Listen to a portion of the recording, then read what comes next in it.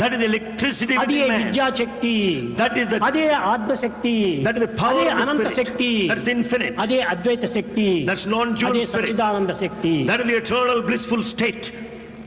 ఇలాంటి శక్తి అంతా మనలో ఉంచుకొని మనం ఏమీ శక్తి లేనటువంటి వారిగా మనము పామరుల వలె మనము జీవిస్తున్నామంటే ఎంత అజ్ఞానం చెప్పండి. With all the inner strength immanent within us, we are foolish thinking that we don't have anything.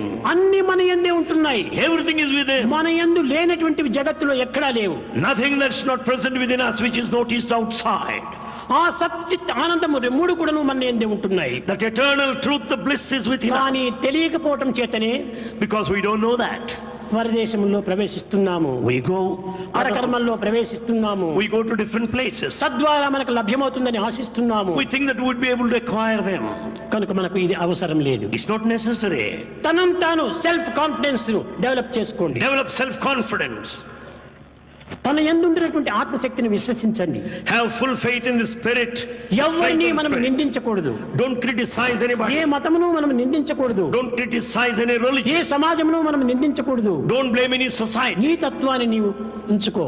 Follow your own path. నిజముగా దైవత్వం పైన విశ్వాసం ఉన్నటువంటి వారికి ఏ విధమైనటువంటి బాధలు రావు. If one has full faith in God, will never వచ్చినా suffer. కూడాను పర్వతముల మాదిరి వచ్చి మంచు మాదిరి మాయమైపోతాయి. They may come like a mountain, would pass off like a mist.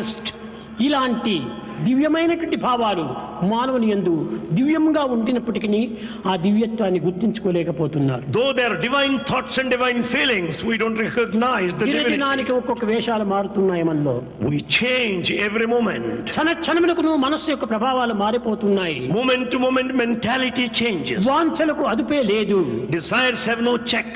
ఇంకా ఆనందం ఎట్లా మీకు ప్రాప్తిస్తుంది? How do you expect to be happy? నీ యందే ఉంటున్నది ఆనందము. Happiness is within. నీవే ఆనంద స్వరూపుడు. You are the form of the bliss.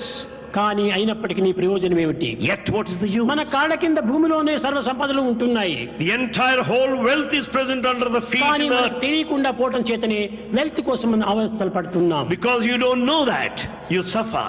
భూమి అడుగు భాగంలో జలం ఉంటుండాది. There's water underneath the earth. కానీ అడుగు భాగంలో ఉంటున్నటువంటి జలము నీకు రావాలంటే ఏం చేయాలి?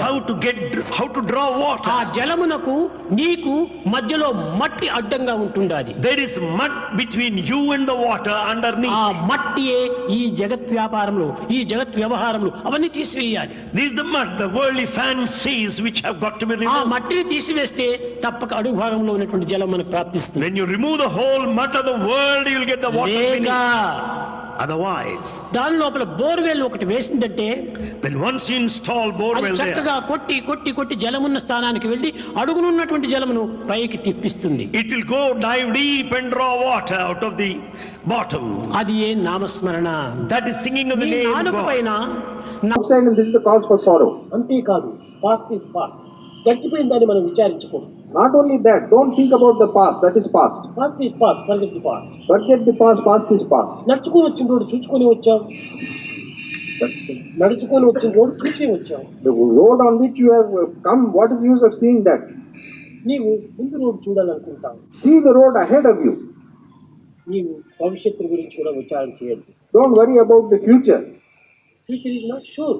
The future is not Do sure. not worry about the future. Do not worry about the future. Present. The present. This is not ordinary present. Bhagavan says this is not ordinary This present. is omnipresent. This is the omnipresent. Past results present లో ఉంది. The results of the past are now in the present. Future results కూడా present లో ఉంది. The future results are also in the Present present. లో నువ్వు be happy. Therefore, be happy in the present. Do your duty. ఈ future కూడా మంచిగా వచ్చేస్తుంది. Therefore, the future will be good. ఈ దుఃఖానికి కారణము పాస్ట్ ను ఫ్యూచర్ ను చింత చేసుకుంటూ ప్రెజెంట్ ను వదిలిపెట్టుతున్నాం. The cause for sorrow is because you worry about the past and the future and forget the present. దాని వల్లే దుఃఖం కారణమైపోతుంది. This is the main reason for sorrow. నీవు పాస్ట్ ని మర్చిపో. Forget the past. ఫ్యూచర్ విషయం యోచించి Don't think about the future. Present ను చక్కగా తీసుకో. You live properly in the present. అప్పుడే చక్కని అభివృద్ధికి వస్తాం.